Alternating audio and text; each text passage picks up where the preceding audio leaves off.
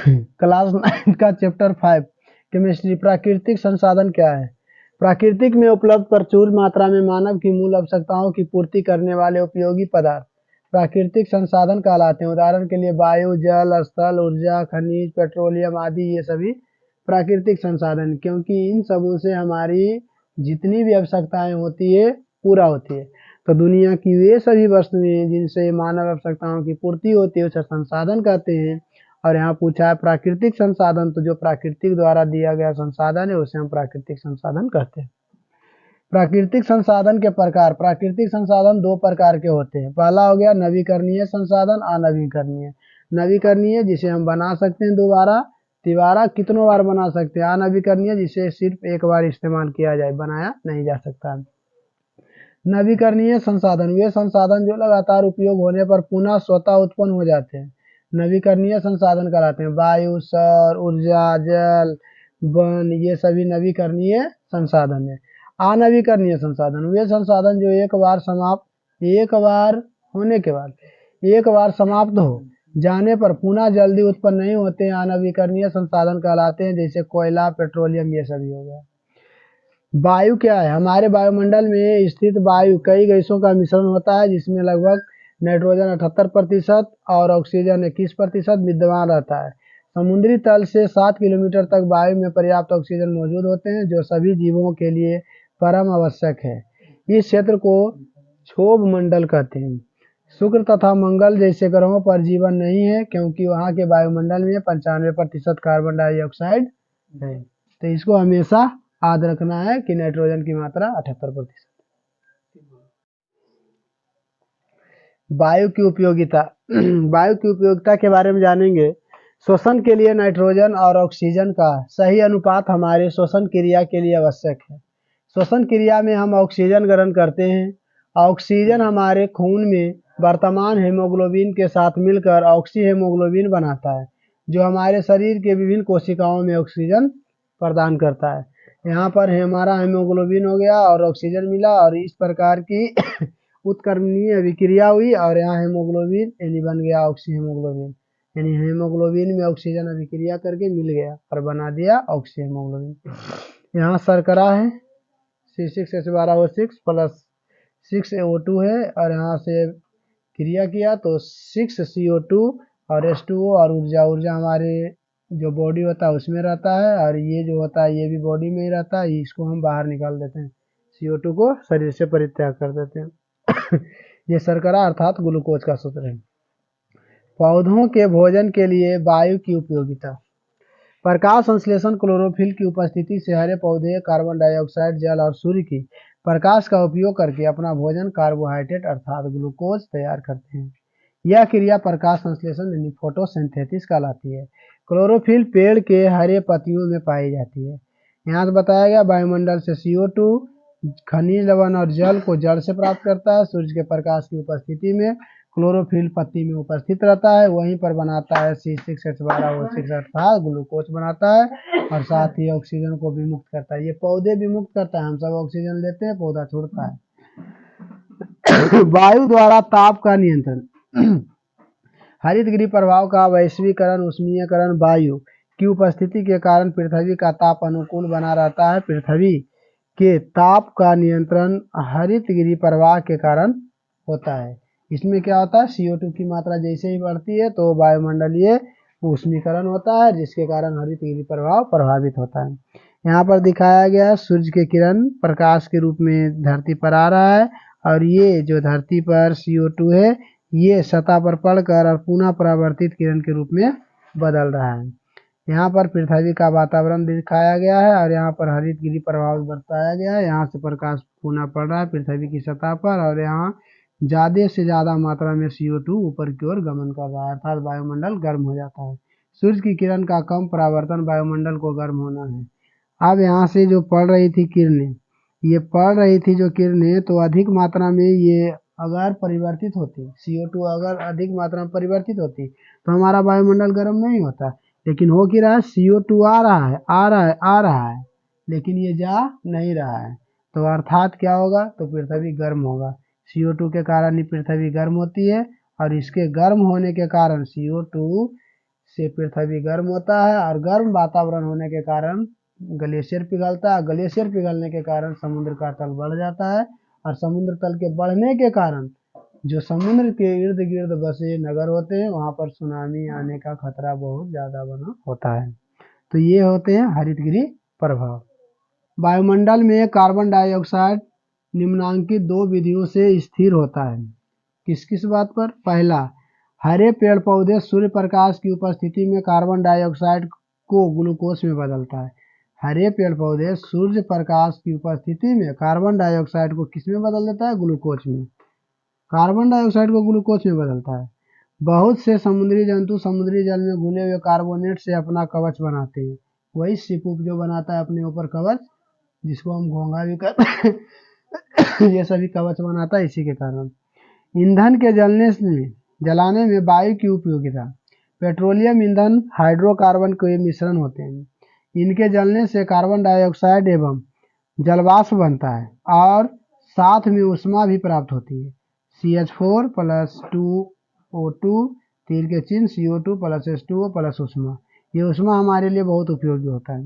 वर्षा के लिए वायु की उपयोगिता है। वर्षा के लिए भी वायु की ही जरूरत पड़ता है। कैसे? समुद्र मंद पवन और स्थल मंद पवन वर्षा वायु की गति पर निर्भर करती है। गर्म हवा ठंडी हवा से हल्की होती है। गर्म हवा ठंडी हवा से हल्की होती है। स्थल जल की अपेक्षा तेज से गर्म एवं ठंडा होता है। हवा उच्च दाब से निम्न दाब की ओर प्रवाहित होता है। हवा में कुछ मात्रा में जलवाष्प मौजूद होते हैं। तो इतना चीज के बारे में हम जानते हैं कि वायु इन बातों पर निर्भर करता है। समुद्र मंद पवन। समुद्र मंद पवन कब होता है? जब ताप कम होता है तो समुद्र मंद पवन चलते हैं। इस प्रकार उठती हवा में गर्म हवा जो है ठंडी हवा और ठंडी हवा इस प्रकार जो है धीरे धीरे ठंडी हवा ऊपर की ओर जाती है, जबकि गर्म हवा बहुत तेजी से ऊपर की ओर जाता है। तो ये गर्म स्थल इस प्रकार होता है।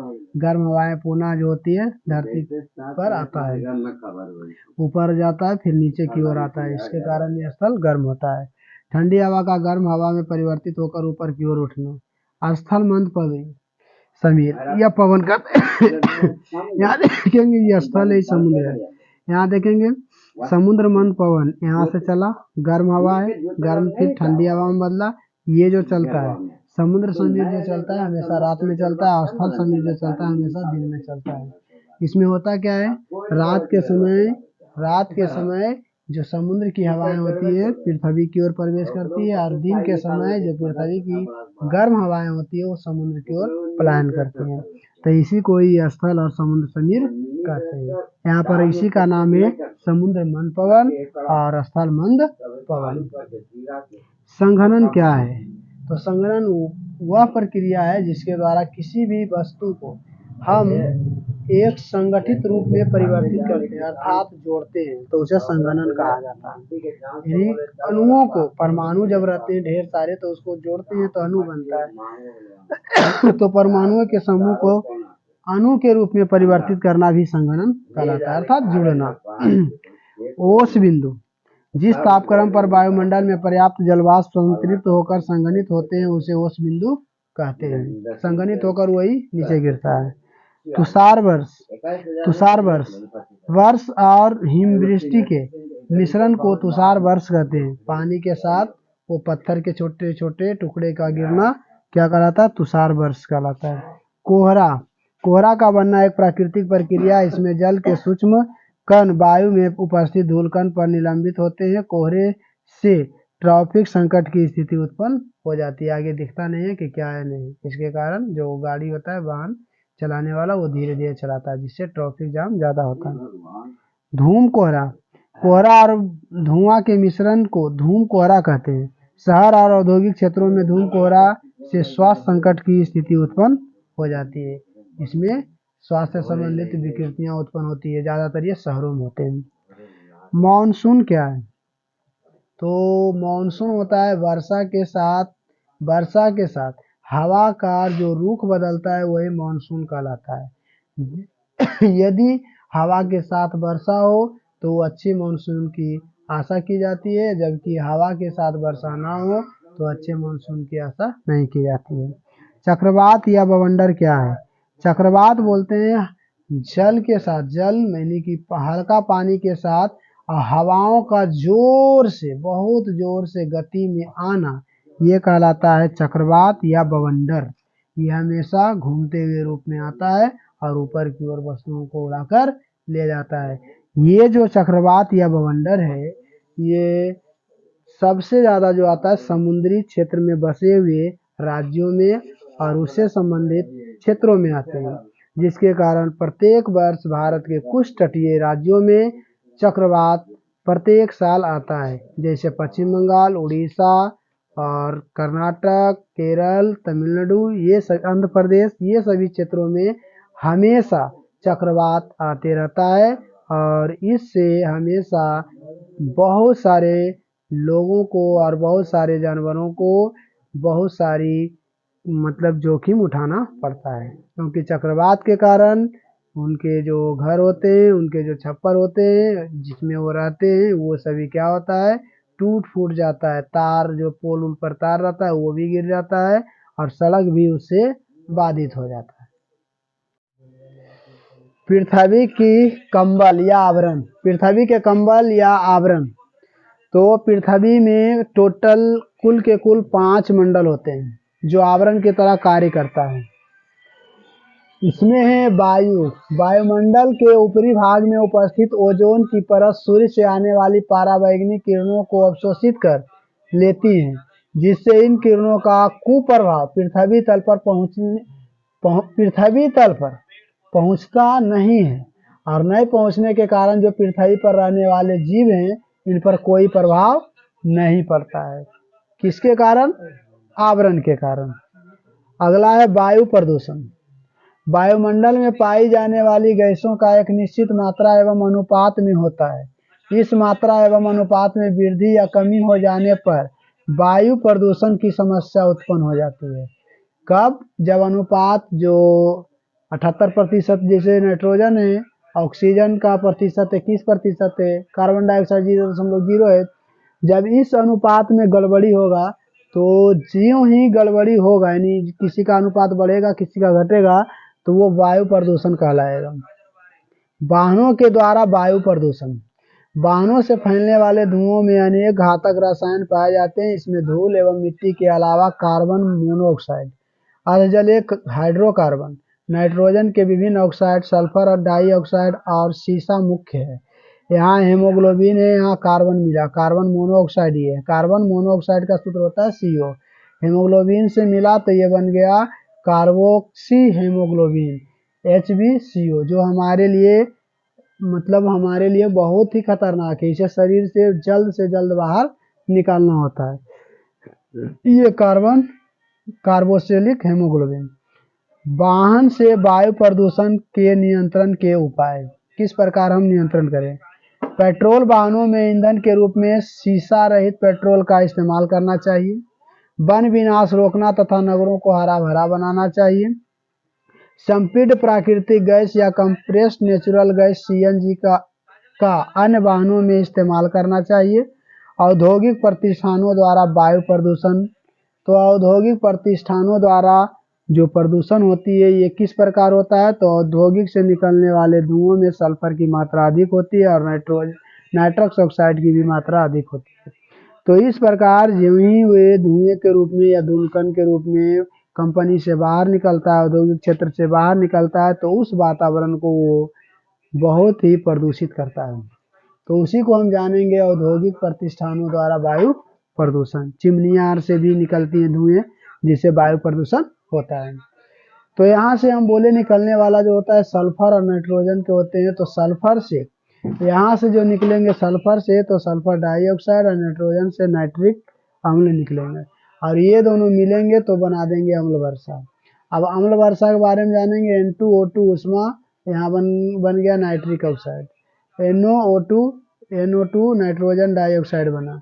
NO2 H2O बन गया NHO2 और HNO3, यही नाइट्रिक अम्ल बना। SO यानी सल्फर प्लस O2 उष्मा बना SO2 में। SO2 प्लस O2 बन गया SO3, SO3 प्लस H2O बन गया H2SO4। ये H2SO4 और HNO3 ये दोनों जब मिलेंगे तो यही दोनों कहलाते हैं अम्ल वर्षा। ये कहलाता है अम्ल वर्षा। अब ये क्या होता है, वर्षा के बूंद के साथ यानी पानी के बूंद के साथ ये दोनों आपस में मिलकर और पानी के साथ जब पृथ्वी पर आते हैं तो वही कहलाता है अम्ल वर्षा।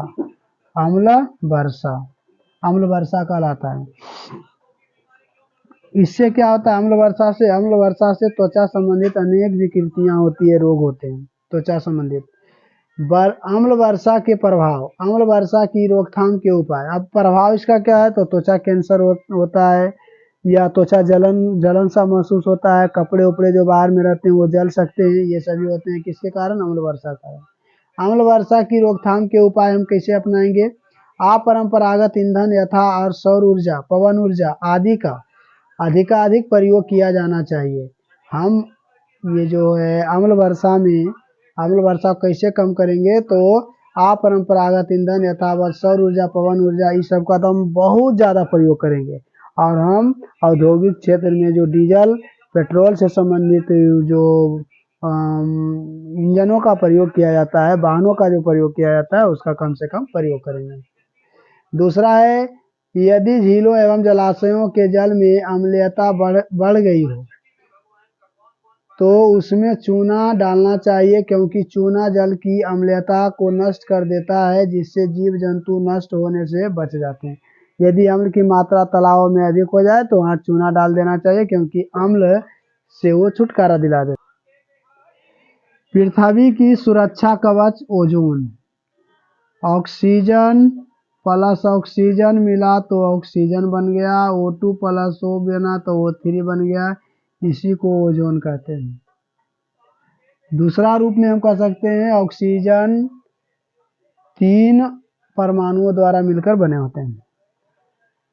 ओजोन ऑक्सीजन का ही एक रूप है जिसमें ऑक्सीजन के 3 परमाणु होते हैं। इसका निर्माण वायुमंडल की ऊपरी परत में पराबैंगनी प्रकाश के द्वारा ऑक्सीजन गैस के टूटने से होता है। पराबैंगनी ऊर्जा प्लस 3O2 बना 2O3 ओजोन। ओजोन वायुमंडल की बाहरी परत है जो हमें हानिकारक पराबैंगनी विकिरणों से सुरक्षित रखती है। हाल ही में पता चला है कि ओजोन परत का ह्रास अक्षय बड़ी तेजी से होता जा रहा है। इसका मुख्य कारण है मनुष्य द्वारा बनाए गए क्लोरोफ्लोरोकार्बन CFC यौगिक है। ये बहुत अस्थायी होते हैं और इनके अस्थायित्व के कारण ये वायुमंडल में लंबे समय तक रहकर वायुमंडल की ऊपरी परत तक पहुंच जाते हैं, जहां ओजोन परत होता है। इसे समताप मंडल या एस्ट्रोस्फेयर कहते हैं। यही सूर्य से आती पराबैंगनी किरणें CFCl3 को तोड़कर निम्नलिखित रूप में क्लोरीन बनाता है। CFCl3 प्रकाश है, यहाँ पर टूटा तो CFCl2 प्लस Cl बना, Cl प्लस ऑक्सीजन O3 हो गया यानी ओजोन, और बन गया ClO plus O2, ClO plus O बन गया Cl प्लस O2। तो इस प्रकार क्लोरीन टूटकर अलग होते हैं और इसके कारण ही जो होता है ओजोन परत क्षय होता है। ये ओजोन परत का क्षय के बारे में देखेंगे। यहाँ से सूर्य से पराबैंगनी किरणें विकिरणें आ रही है। ओजोन सतह है जो बहुत ही मजबूती से है। ओजोन सतह द्वारा पराबैंगनी विकिरणों का अवरोध। अब क्या होगा, इसको तोड़ा कैसे तोड़ा जाएगा, CFC के कारण। यहाँ दिखाया जा रहा है ओजोन यहाँ से आ रहा है पराबैंगनी किरणें, ये ओजोन परत है थोड़ा सा टूटा, ऑक्सीजन क्लोरीन मोनोऑक्साइड के कारण ये टूटा। CFC से प्राप्त क्लोरीन ये CFC के कारण टूट रहा है। ये थोड़ा सा टूटा हुआ भाग को दिखाया गया यहाँ से यहाँ तक। CFC से प्राप्त क्लोरीन ओजोन से प्रतिक्रिया कर ऑक्सीजन और क्लोरीन मोनोऑक्साइड बनाता है, जिसके कारण ये टूटा। अब देखेंगे टूटने के बाद थोड़ा टूटा, अगला बार में पूरा टूटेगा। तो यहाँ देखेंगे सूर्य से पराबैंगनी किरण सीधे पृथ्वी पर आ रहा है, ये पृथ्वी का चित्र है। ये ओजोन परत टूट चुका है। यहाँ ओजोन छिद्र से पराबैंगनी विकिरणों का निकलना। यदि सूर्य से आने वाली पराबैंगनी किरणें जीव जंतु और मनुष्यों पर पड़ेंगे तो त्वचा कैंसर हो जाएगा, मोतियाबिंद जैसी बीमारी होगी। तो ऐसा देखा कहाँ गया, तो ऐसा देखा गया पहली बार अंटार्कटिक महादेश में। जो कि 7वां महादेश में गिनती आता है। वहाँ पर ऐसा देखा गया है कि ओजोन परत टूट चुका है। तो इसलिए हम सबों को CFC से संबंधित उपकरणों का, CFC से संबंधित सेंट, परफ्यूम आदि का उपयोग, शेविंग क्रीम का उपयोग, इन सबों का कम से कम उपयोग करना चाहिए ताकि ओजोन परत की हानि ना हो। जल मानव जीवन का मुख्य आधार है। मानव को जीवित रखने के लिए वायु के बाद दूसरा स्थान जल का ही है। पृथ्वी का करीब 72% भाग जल से ढका हुआ है। जल समुद्रों, नदियों, झीलों, तालाबों आदि में विद्यमान रहता है। पृथ्वी तल पर उपस्थित जलीय भागों को जलमंडल कहते हैं। इसके अतिरिक्त पृथ्वी तल के नीचे भी जल मौजूद होता है, जिसे भूमिगत जल कहते हैं। प्राकृतिक में जल के स्रोत।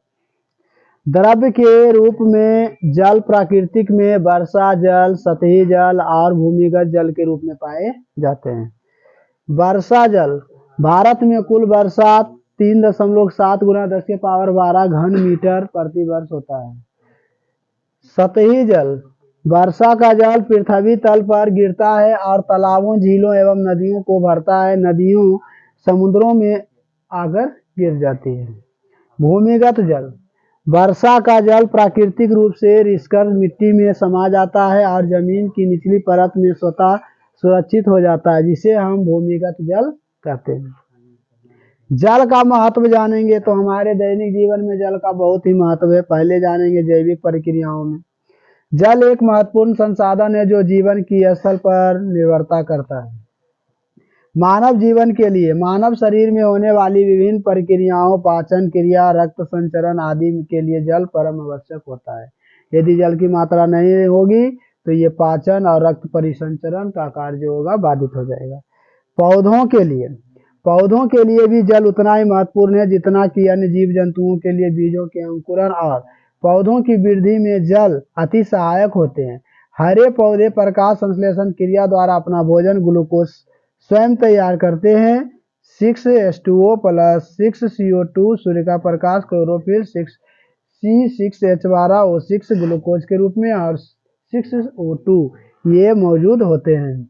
तो ये हो गया जल की महत्ता। हमारे दैनिक जीवन से लेकर पेड़ पौधों की दैनिक जीवन से लेकर जीव जंतुओं की दैनिक जीवन, सभी में जल की महत्ता अति महत्वपूर्ण होती है। यानी कि वायु के बाद दूसरा स्थान कोई हमारे जीवन में है तो वो है जल। अब जानेंगे कि जल जो हमारे लिए महत्वपूर्ण है तो उसका प्रदूषण कैसे हो रहा है। जल प्रदूषण प्राकृतिक या मानव जनित कारणों से जल की गुणवत्ता में गिरावट जल प्रदूषण कहलाता है। शुद्ध जल में किसी अन्य अवशिष्ट पदार्थ का मिलना भी जल प्रदूषण कहलाता है। जल प्रदूषण के कारण क्या है? जल का प्रदूषण कृषि क्षेत्र में रसायन उर्वरकों और कीटनाशकों के उपयोग से होता है। रासायनिक उर्वरकों में मुख्य रूप से यूरिया, जिसका सूत्र होता है NH2CONH2, अमोनिया सल्फेट NH4 आदि का प्रयोग होता है। जल में नाइट्रोजन और फास्फोरस की मात्रा बढ़ने से जल में शैवालों की वृद्धि होती है। शैवाल भी क्या होते हैं? बढ़ जाते हैं। सड़न प्रक्रिया में कार्बनिक पदार्थों को ऑक्सीकृत विघटन करने में लगे ऑक्सीजन की मात्रा को बायोकेमिकल ऑक्सीजन डिमांड, जिसको शॉर्ट में कहते हैं BOD, बहुत ही महत्वपूर्ण है। ये लगभग आगे के सभी क्लास में पूछे जाते हैं। 9th क्लास से लेकर ये 12th क्लास और उससे ऊपर भी पूछा जाता है BOD का फुल फॉर्म। तो B से होता है बायो, C और बायोकेमिकल होता है, और O से होता है ऑक्सीजन, और D से होता है डिमांड, यानी कि बायोकेमिकल ऑक्सीजन डिमांड। कहते हैं जल में ऑक्सीजन की मात्रा घटने से जीव जंतुओं की मृत्यु हो जाती है। तो ऑक्सीजन उसको चाहिए, ऑक्सीजन के लिए जल चाहिए। नगरीय क्षेत्रों में सीवेज जिसको हम बोलते हैं नली नाला, भारी मात्रा में कूड़ा करकट, नगरों में अव्यवस्थित कारखानों के गंदे जल को नलियों से जल का प्रदूषण होता है। यानी सीवेज में जो गंदा पानी जाता है वो किससे जाता है? तो कल कारखाने से जाते हैं। विभिन्न कारखानों से निकलने वाले रासायनिक प्रदूषक तथा कई प्रकार के धात्विक पदार्थ जैसे सीसा, जिसका सूत्र होता है Pb, संकेत और मरकरी जिसका संकेत होता है Hg आदि। आणविक एवं नाभिकीय ऊर्जा के प्रयोग से रेडियो सक्रिय पदार्थ जल को प्रदूषित कर देता है। जल प्रदूषण का नियंत्रण हम कैसे करेंगे? हर व्यक्ति को घरों से निकलने वाले कचरे को निर्धारित स्थानों पर फेंकना चाहिए। कारखानों से निकलने वाले गंदे जल को बिना शोधित किए नदियों, झीलों या तालाबों में विसर्जित नहीं करना चाहिए। सरकार को जल प्रदूषण के नियंत्रण से संबंधित उपयोगी एवं कारगर नियम कानून बनाने होंगे। इस समस्या से बचने के लिए हमें आम लोगों को जल प्रदूषण एवं उसके दुष्प्रभाव से अवगत कराना चाहिए। क्या है कि हम जल की जब समस्याएं होती है तो उस समय मनुष्यों को मतलब आम लोगों को पता चलता है कि हाँ जल की महत्ता कितनी है। अब जानेंगे मिट्टी। पृथ्वी की ऊपरी सतह जिसमें पेड़ पौधे उगाए जाते हैं मिट्टी कहलाता है। मिट्टी एक प्राकृतिक संसाधन है जो अनेक अवयवों का एक जटिल मिश्रण होता है। धूल, कण, बालू या वगैरह वगैरह ढेर चीज से मिलकर बनता है मिट्टी। मिट्टी के प्रमुख अवयव। जल। मिट्टी के कणों के बीच रिक्त स्थानों में और उसकी बाहरी सतहों पर जल उपस्थित रहता है। वायु। मिट्टी के कणों के बीच स्थित रिक्त स्थान रंध्र कहलाते हैं जिसमें जल के साथ वायु भी भरी होती है। कार्बनिक पदार्थ। मृत जीवों जैसे पेड़ पौधे, जीव जंतु और जीवाणुओं के सड़ने से मिट्टी में कार्बनिक पदार्थ आ जाते हैं जिन्हें ह्यूमस कहा जाता है। ह्यूमस मिट्टी के नाइट्रोजन एवं फास्फोरस को प्रदान करता है। अकार्बनिक पदार्थ। रासायनिक खाद एवं उर्वरकों के प्रयोग से भी मिट्टी में अकार्बनिक पौष्टिक तत्व आ जाते हैं। खाद की उपयोगिता से। खनिज। मिट्टी में उपस्थित खनिज पदार्थ पौष्टिक तत्व कहलाते हैं जो पौधे की वृद्धि और विकास में सहायक होते हैं। इसमें hydrogen, oxygen, nitrogen, phosphorus, potassium, calcium, magnesium और लोहा, तांबा, जस्ता आदि प्रमुख होते हैं। मिट्टी का निर्माण। पत्थर के अपक्षय से मिट्टी का निर्माण होता है। सूर्य के ताप का प्रभाव। सूर्य के ताप का प्रभाव मिट्टी पर क्या पड़ता है? तो जल का प्रभाव। जल दो प्रकार से मिट्टी का निर्माण करता है। पहला है सूर्य के ताप से बने पत्थरों के दरारों में जल समा जाता है। दूसरा है तेज गति से बहता हुआ जल अपने साथ बड़े और छोटे पत्थरों को बहाकर ले जाता है। इस प्रकार मिट्टी का निर्माण होता है और इसका प्रभाव दिखता है। वायु का प्रभाव। वायु का प्रभाव क्या होता है? यदि वायु दूषित हो तो दूषित प्रभाव दिखाएगा, अगर वायु स्वच्छ हो तो स्वच्छ प्रभाव दिखाएगा। मिट्टी के प्रकार के बारे में जानेंगे। मिट्टी में अवयवीय कणों के आधार पर मिट्टी बहुत प्रकार के होते हैं। काली मिट्टी, रेंगुर मिट्टी उसी को बोलते हैं, लाल मिट्टी, बलुआई मिट्टी, जलोढ़ मिट्टी, ये सभी होते हैं। तो बहुत प्रकार की मिट्टियाँ होती है। मिट्टी के कार्य क्या है? मिट्टी पौधों को यांत्रिक संरक्षण प्रदान करती है। पौधे की जड़ों मिट्टी से ऑक्सीजन प्राप्त करती है। इसके लिए मिट्टी को समय समय पर कोड़ कर ढीली कर दी जाती है, यानी जुताई कर दिया जाता है। पौधे अपनी वृद्धि और विकास के लिए आवश्यक पौष्टिक तत्व मिट्टी से ही प्राप्त करता है। अब जानेंगे मृदा प्रदूषण क्या है। मिट्टी से उपयोगी घटकों को हटना और दूसरे हानिकारक पदार्थों को मिट्टी में मिलना जिससे मिट्टी की उर्वरकता नष्ट हो जाती है उसे भूमि प्रदूषण या मृदा प्रदूषण कहते हैं। मानव पर इसका दुष्प्रभाव क्या पड़ेगा? तो पहला जानेंगे कूड़े कचरे भूमि प्रदूषण के अतिरिक्त जल एवं वायु प्रदूषण में भी वृद्धि करता है। कूड़ा करकट के सड़ने गलने से अनेक प्रकार की विषैली गैसें दुर्गंध निकलता है जिससे क्षेत्रीय वातावरण दूषित हो जाता है। कूड़े कचरे जिनमें मल, जल एवं डिटर्जेंट मिश्रित होते हैं जब नलियों से बहकर जल स्रोतों में पहुंच जाते हैं तब जल प्रदूषण होता है। नियंत्रण। कूड़े कचरे को नष्ट करना। कूड़े कचरे को हम समुचित स्थानों पर उसको नष्ट करेंगे। जो जलने वाला उसको जलाएंगे, जो जलने वाला नहीं पदार्थ है उसको नहीं जलाएंगे, उनका पुनः चक्रण के लिए भेज देंगे। कूड़े कचड़ों को कंपोस्ट बनाना। कूड़े कचरे से हम क्या बनाएंगे? जैविक खाद बनाएंगे, उसमें उपयोगिता होगी। कचड़ों का पुनर्चक्रण। बहुत सारे ऐसे कचरे होते हैं जैसे प्लास्टिक की जो बोतलें होती हैं, इन्हें हम जला नहीं सकते हैं और ना ही गला सकते हैं, ना ही सड़ा सकते हैं। तो इनका हम पुनर्चक्रण करते हैं और पुनः इसी बोतल को फिर से रिफ्रेश कर और नए पॉलिश कर फिर नए बोतल के रूप में निर्माण किया जाता है या उनको अन्य अन्य रूप में इस्तेमाल किया जाता है।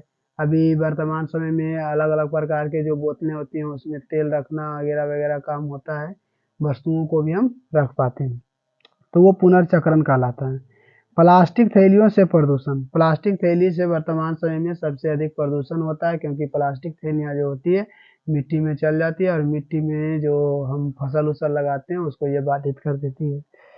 मिट्टी का अपरदन क्या है? मिट्टी में जब ह्यूमस मात्रा कम जाती है तो इसे मिट्टी का हम अपरदन कहते हैं, जिससे उसमें उगने वाले फसल बहुत कम उग पाते हैं। मिट्टी के अपरदन रोकने के उपाय क्या हैं? मिट्टी को अपरदन से बचने के लिए मिट्टी की सतह पर अधिक से अधिक पौधे उगानी चाहिए। पौधे की जड़ी मिट्टी को मजबूती से बांध लेती है।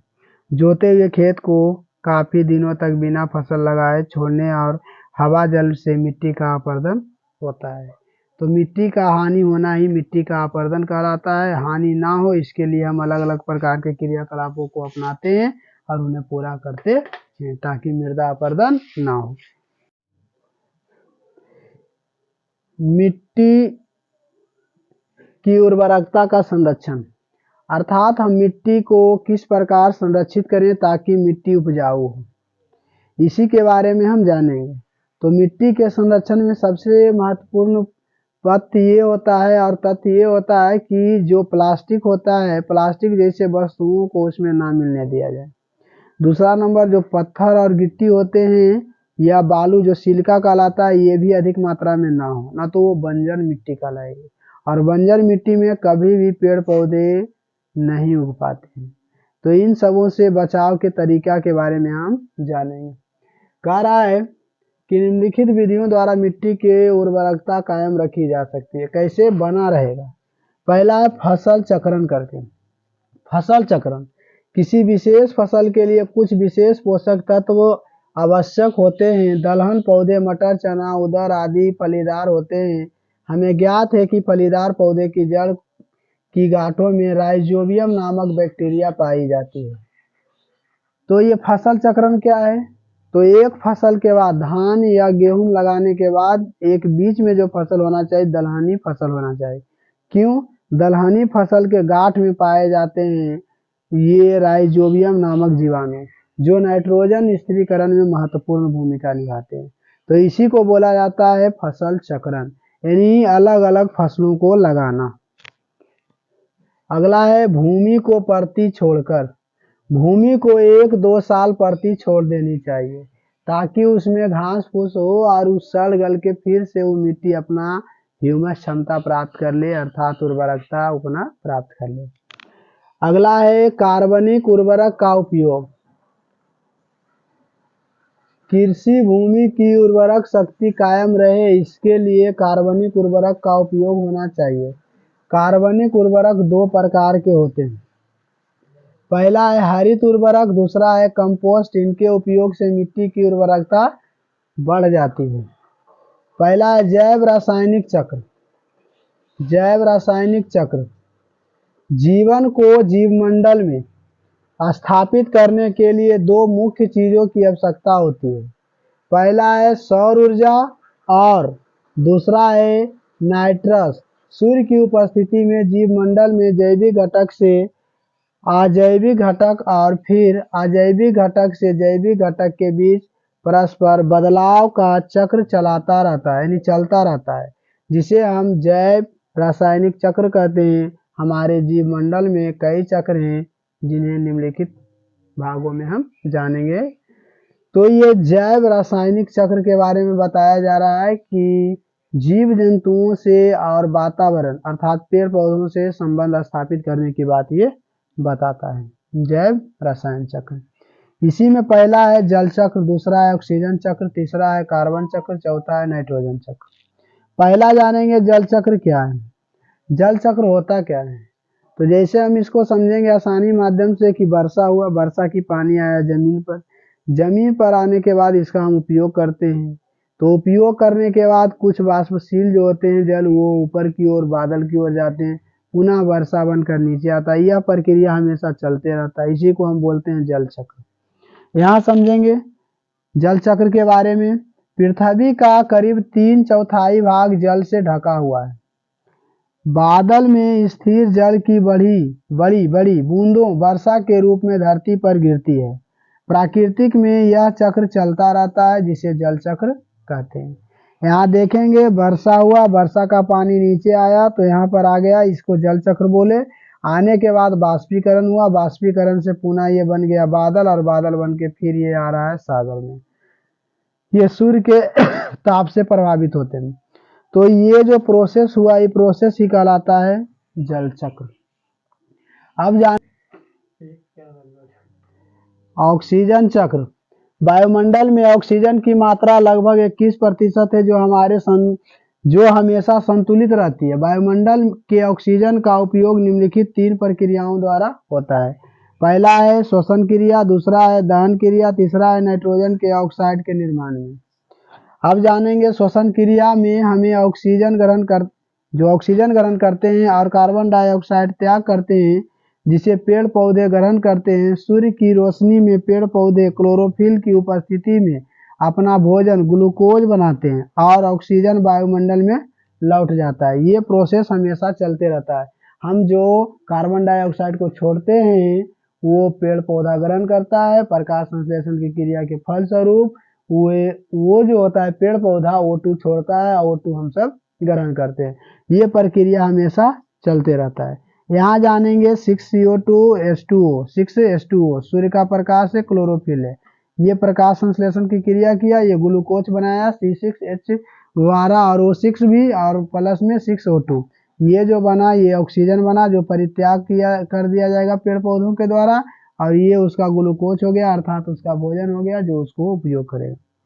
वायुमंडल के ऑक्सीजन का उपयोग दहन क्रियाओं के लिए भी किया जाता है, जिससे कार्बन डाइऑक्साइड बनता है। दहन की क्रिया में कार्बन डाइऑक्साइड गैस का निर्माण होता है।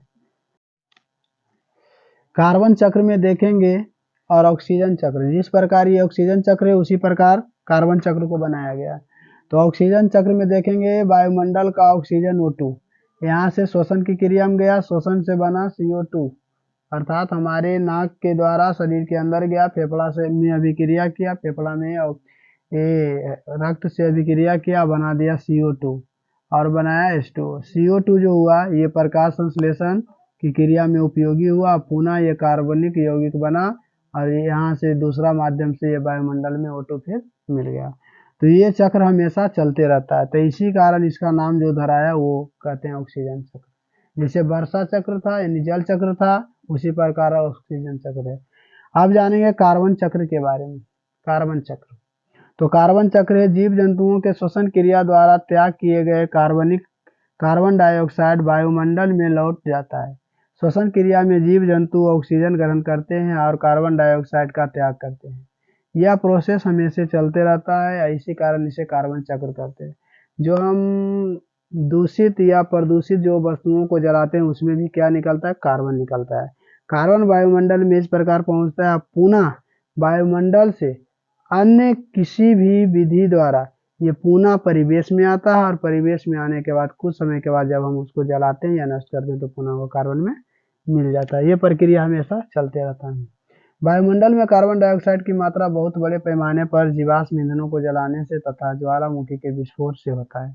इस प्रकार के कार्बन चक्र से कार्बन डाइऑक्साइड की प्रतिशत मात्रा वायुमंडल में सदैव बनी रहती है। जानेंगे यहाँ वायुमंडल में CO2 है, इससे बना क्या, पानी में कार्बोनेट, तो से बना चूना पत्थर। चूना पत्थर उसी को बोलते हैं कैल्शियम ऑक्जिलेट भी, जब वो पथरी के रूप में वो जो जमता है। ऐसे ये चूना पत्थर हो गया जिसका सूत्र होता है CaCO3, ये बनाता है पानी में। अब है वायुमंडल में CO2 प्रकाश संश्लेषण क्रिया द्वारा पेड़ पौधा में आया, पेड़ पौधा से फिर बनेगा कोयला, पेड़ पौधा से बनेगा पेट्रोलियम, पेड़ पौधा से बनेगा जीव जंतु, जीव जंतु सड़गल बनेंगे पेट्रोलियम, फिर जीव जंतु से पुनः ये जीवाणु और श्वसन के विघटन द्वारा फिर ये वायुमंडल में CO2 आ जाएगा। तो ये प्रोसेस हमेशा चलते रहता है, इसी कारण इसे कहते हैं कार्बन चक्र। ऑक्सीजन और जल चक्र के तरह ही हम जानेंगे नाइट्रोजन चक्र के बारे में। तो नाइट्रोजन चक्र के बारे में जानेंगे, तो नाइट्रोजन चक्र की उत्पत्ति के बारे में जानेंगे, परिवेश से जो अवशोषित होता है उसके बारे में जानेंगे, फिर पुनः परिवेश में आता है इस प्रक्रिया को जो हम जानेंगे इसी को बोला जाता है नाइट्रोजन चक्र। यहाँ करा नाइट्रोजन चक्र के निम्नलिखित 4 कारण होते हैं। पहला, वायुमंडल में 78% नाइट्रोजन गैस मौजूद है। आकाश में बिजली के चमकने से वायुमंडल का नाइट्रोजन ऊर्जा प्राप्त कर नाइट्रोजन के ऑक्साइड में बदल जाते हैं। N2 है, O2 से अभिक्रिया करके 2NO बना दिया। 2NO ऑक्सीजन से अभिक्रिया करके 2NO2 बना दिया। 2NO2 है, जल से अभिक्रिया करके NO3, NO2 और 2H बना दिया। ये वर्षा वाले दिनों में होते हैं। ये नाइट्रेट्स और नाइट्राइट्स आयन वर्षा जल में घुलकर नाइट्रिक तथा नाइट्रस अम्ल बनाकर भूमि की सतह पर गिरते हैं। पृथ्वी पर ये अम्ल पृथ्वी के क्षारीय पदार्थों से अभिक्रिया कर नाइट्रेट्स और नाइट्राइट्स बनाते हैं। पेड़ पौधे नाइट्रेट्स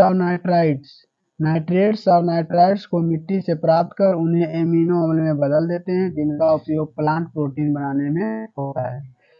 जब जंतु या पौधे की मृत्यु हो जाती है तो मिट्टी में मौजूद अन्य बैक्टीरिया मरे हुए पौधों से रिक्त स्थित प्रोटीन को अमोनिया में बदल देते हैं।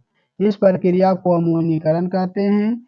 नाइट्रोजन स्थिरीकरण में वायुमंडल के नाइट्रोजन का हाइड्रोजन से विक्रिया कराकर अमोनिया बनाते हैं। तो अमोनिया निर्माण की यह प्रक्रिया पूरी होती है किससे? नाइट्रोजन से। अमोनिया जीवाणु द्वारा नाइट्रेट्स में परिवर्तित हो जाता है, यहाँ जानेंगे ये जीव जंतु पौधे के मरने पर मृत्यु या मलत्याग से क्षय अवशेष के रूप में यहाँ अमोनिया आया, जीवाणु अपघटित किया, नाइट्रेट्स में बदला, वर्षा जल में घुलनशील हुआ, जल के द्वारा अवशोषण पेड़ पौधे में हुआ, तड़ित हुआ, जीवाणु हुआ, यहाँ हाइबर विधि द्वारा अमोनिया बना, वायुमंडल में नाइट्रोजन और पुनः भोजन बना और भोजन के रूप में। ये प्रक्रिया हमेशा चलते रहती है। चलने के कारण इससे ही हम नाइट्रोजन चक्र कहते हैं। पुनः हम नाइट्रोजन को प्राप्त कर लेते हैं।